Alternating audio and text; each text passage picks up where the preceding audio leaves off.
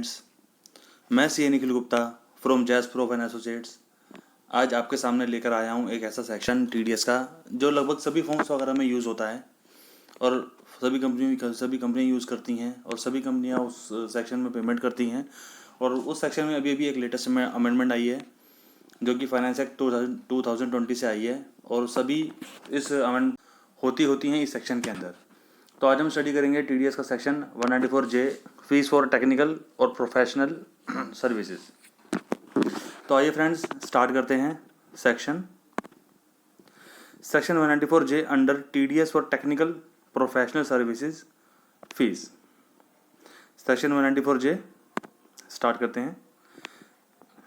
पहले तो फ्रेंड्स हम देखते हैं फीस फॉर प्रोफेशनल और टेक्निकल सर्विसेज 194 सेक्शन 194J कहता क्या है। TDS under section 194J is getting attention again after Finance Bill 2020, which brings some revision in 194J. The same will come into effect from 1st April 2020. TDS section 194J of Income Tax 1961 includes provisions regarding the TDS deduction of fees for technical as well as professional fees.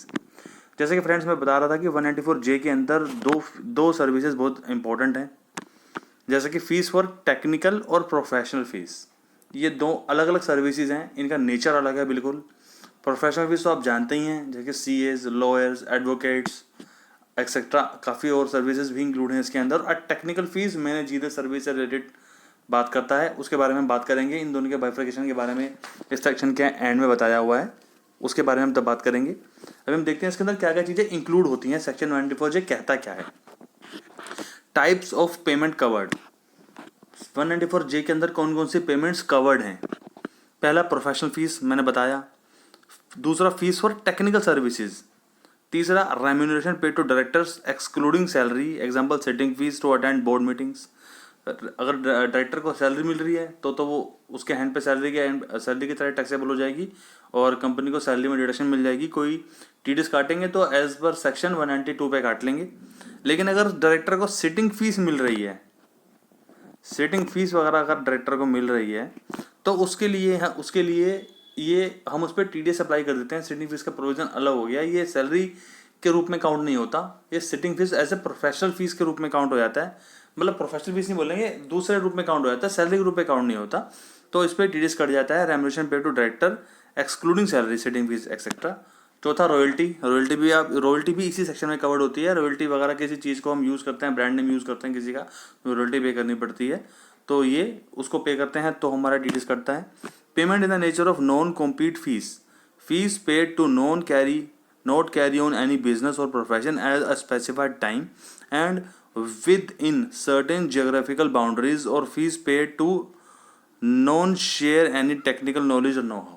Non compete fees, जैसे कि आप नाम से समझ रहे हैं कि किसी भी बिजनेस को शुरू ना करना, किसी के कहने पे या किसी की रिक्वेस्ट पे या किसी से कॉन्ट्रैक्ट करना कि मैं इस एरिया या इस एरिया के अंदर या एक स्पेसिफाइड प्लेटफॉर्म पे मैं बिजनेस स्टार्ट नहीं करूँगा, क्योंकि हम दोनों का बिजनेस सेम है। सामने वाला एक कॉन्ट्रैक्ट कर लेता है हमसे कि आप मेरे एरिया के अंदर, मेरे इस एरिया में आप बिज़नेस शुरू मत कीजिए, नहीं तो मेरे बिज़नेस को नुकसान होगा। तो वो हमें कुछ हमें पेमेंट करता है, रेम्यूनरेशन देता है, उस कॉन्ट्रैक्ट के रिगार्डिंग कंपनसेट करता है, तो उसके बोलते हैं नॉन कॉम्पीट फीस। उसके लिए भी वो टीडीएस काटेगा। तो ये 5 पेमेंट हमारी मेनली इसमें कवर्ड होती हैं सेक्शन 194J के अंदर। अब बात आती है इसमें अमेंडमेंट क्या आई है, इन पांचों में से किस चीज़ में अमेंडमेंट आई है। प्रोफेशनल फीस में, फीस और टेक्निकल सर्विसेज में पहले इन सब पे ही टीडीएस कटता था, 10% के हिसाब से टीडीएस कटता था पांचों पेमेंट्स पे। अब देखते हैं क्या आई है। Amendments in section 194J due to finance bill 2020। As per finance bill 2020 some amendments have been made on section 194J under TDS. The same will take effect from 1st April 2020. Now let's take a look at the amendment due to Finance Bill 2020.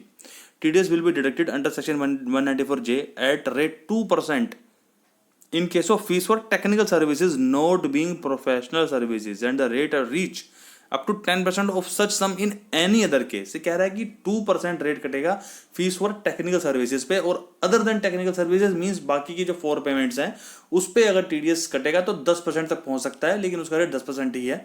तो means technical services पे तो 2% कटेगा और professional fees और other 4 जो services थी उस पर 10% कटेगा।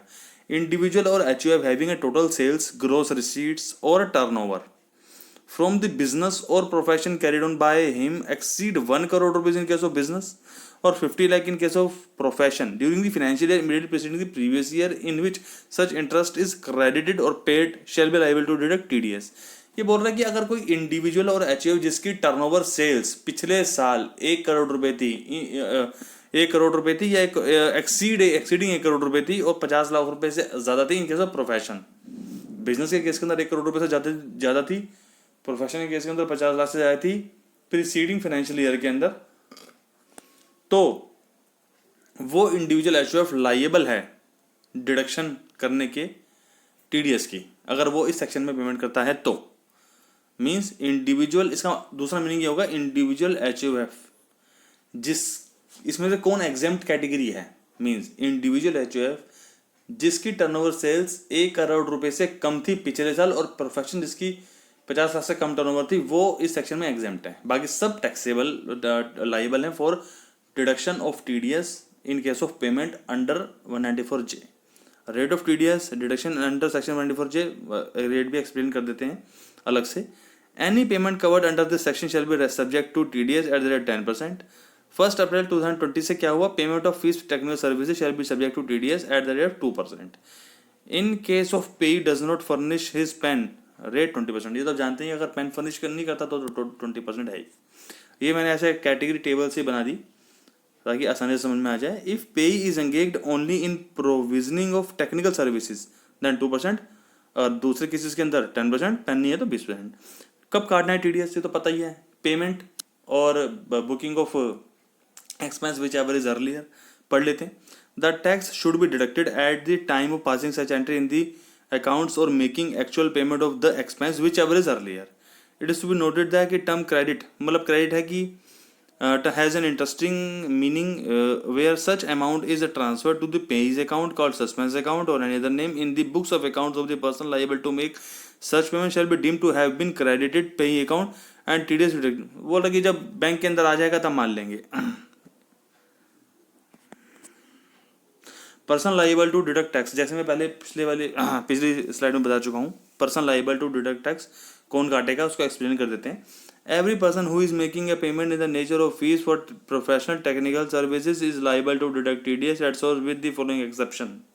In case of individual HUF carrying out business whether his turnover does not exceed 1 crore rupees during the previous financial year, in case of individual HUF carrying on profession where his turnover does not exceed 50 lakh during the preceding financial year। वही कि अगर वो individual HUF जिसकी पिछले financial year के अंदर 1 करोड़ रुपए से ऊपर सेल नहीं थी इन केस ऑफ बिजनेस, 50 लाख रुपए से ऊपर प्रोफेशनल फीस नहीं थी इन केस ऑफ प्रोफेशन, वो लायबल नहीं है TDS काटने के लिए इस सेक्शन के अंदर। थ्रेशोल्ड लिमिट क्या है, अब जैसे कि आप जानते हैं इसमें 30,000 थ्रेशोल्ड लिमिट थी पहले कंसोलिडेटेड, लेकिन अब इसके अंदर अलग अलग प्रोफेशनल फीस के लिए 30,000 हमारी वो आ गई है लिमिट, टेक्निकल सर्विस के लिए 30, रोबोटिक के लिए 30, कंप्यूटर फीस के लिए 30, रेम्यूनरेशन के लिए कोई लिमिट है नहीं, काटना ही है। We would like to mention here that the limit is applied and varies from each of the above services section 194J under TDS।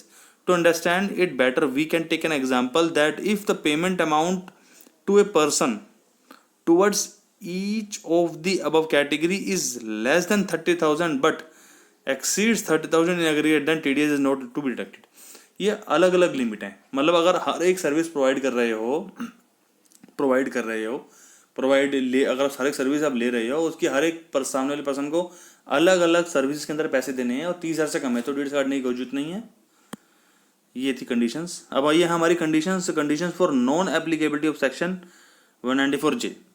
कुछ सेक्शन जी इसमें सेक्शन अप्लाई नहीं होता। There are some cases where TDS under section 194J is not applicable listed below if the payment is made by an individual HUF but if the individual HUF fall under section 44AB then the 44AB subsection subclause B then the payment is liable to be deducted TDS following section 194J।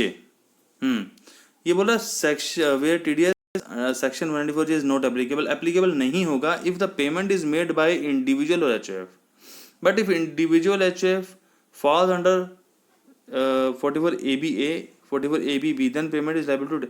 वही जैसे मैंने पहले बताया उसी section को यहाँ पे दोबारा से अलग से बताया गया है ताकि आसानी से समझ में आ जाए बच्चों को। कह रहे 194J एप्लीकेबल नहीं होगा अगर पेमेंट कर रहे हैं इंडिविजुअल और एचयूएफ, लेकिन अगर वो टैक्स ऑडिट के लिए लाइबल हैं तो वो टीडीएस काटने के लिए लाइबल होंगे, और अगर सिंपल नॉन इंडिविजुअल एचयूएफ है तो एग्जेम्प्ट कैटेगरी में आते हैं। Further, an individual HUF is not liable to pay TDS under section 194J if the payment is made credited exclusively for the personal purposes. कह रहे अगर पर्सनल पर्पसेस के लिए यूज हो रहा है इन सर्विसेज का, बिजनेस के लिए यूज नहीं हो रहा, तो टीडीएस काटने की कोई जरूरत नहीं है। अब आता है time limit for payment of tax. Payment made before 1 मार्च, तो 7th day from the end of the month, और मार्च में कर रही है तो अप्रैल 30। सबको पता ही है, मार्च अगर अप्रैल से लेकर फरवरी तक आप पेमेंट करते हैं टीडीएस की, अगर आप बुकिंग करते हैं एक्सपेंस की, तो उसकी पेमेंट करनी होती है नेक्स्ट मंथ की 7th तारीख तक, और अगर मार्च के अंदर करते हैं तो 30 अप्रैल होती है। कंसिक्वेंसेज ऑफ नॉन डिडक्शन, ये सेक्शन एक्सप्लेन करता है कि अगर आप डिडक्शन नहीं करेंगे तो और लेट डिडक्शन करेंगे तो क्या कंसिक्वेंसेज होंगे। नॉट डिडक्टिंग द टैक्स और late deduction of the tax has 2-fold consequences. Disallowance of a part of the expenditure, 30% of the expenditure shall be disallowed in the year in which expenditure is claimed, taken to the profit and loss account. However, the 30% disallowance shall be reallowed in the year in which TDS is paid to the government. जिस year के अंदर आपने अगर TDS काट लिया और अगर पे नहीं करा तो 30% डिसअलाउंस हो जाएगी उस टोटल एक्सपेंडिचर की, और जब ये टीडीएस पे किया जाएगा बाद के सालों में, जिस साल में आप पे कर दोगे उस साल इस एक्सपेंडिचर की आपको अलाउंस मिल जाएगी, क्योंकि पहले डिसअलाउ हो जाएगी तो उस साल अलाउड हो जाएगा जिस साल आप पे करोगे TDS. Levy of interest until date of payment, in case where there is a delay in the payment of tax, interest has to be paid along with the TDS to the government. The rate of is determined in the following manner, where no deduction of tax. अगर आप TDS काटते नहीं है तो 1% लगेगा, और अगर TDS आपने काट लिया बट पे नहीं किया तो 1.5% पर मंथ लगेगा। ये तो इंटरेस्ट का सेक्शन था 1% और 1.5% वाला। अब मीनिंग ऑफ अब आते हैं हम कि प्रोफेशनल और टेक्निकल सर्विसेज का मीनिंग क्या है। मतलब हम यहाँ पे मीनिंग देख लेते हैं। Professional services are defined under section 194J includes. ये इंक्लूड्स का मतलब ये इंक्लूसिव डेफिनेशन है, एग्जॉस्टिव नहीं है। इसमें क्या क्या प्रोफेशन इंक्लूड्स हैं, medical, legal, engineering, architectural professional और अकाउंटेंसी, टेक्निकल कंसल्टेंसी और इंटीरियर डेकोरेशन। ये सेक्शन 194J की डेफिनेशन में इंक्लूड है। और प्रोफेशनल सर्विसेज के अंदर वो 44AA के अंदर आते हैं जो बुक्स ऑफ अकाउंट्स मेंटेन करने, उसमें क्या क्या है, the profession of film artist, authorise representative और कंपनी सेक्रेटरी। और professional service related to sports activity, उसके अंदर कौन आते हैं, anchors, commentators, event managers, physiotherapist, referees, umpire, sport person, sports columnist और ट्रेनर और कोचेस, ये आते हैं इसके अंदर। अब आती है टेक्निकल सर्विसेज का क्या मीनिंग है। Payment of the following services comes under the fees for technical services under 194J। Technical services, managerial services, consultancy services, provision of services of technical and other professional. ये एक inclusive definition है, इसकी exhaustive definition इसके अंदर नहीं है। हमें इसका मीनिंग टेक्निकल सर्विसेज का प्रोफेशनल से डिफरेंट है बिल्कुल। इसमें ये सर्विसेज इंक्लूड हैं। इसको एक 194J सेक्शन में एक एक्सप्लेनेशन है, उसको पढ़ते हैं। Explanation to section 194J clause B provides that fees for technical services shall have the same meaning as an explanation to clause 7 of subsection 1 of section 9 income deemed to accrue or arise in India। वो वाला section नहीं है, उसके अंदर इसकी technical services की जो definition है वो मीनिंग बताया गया है।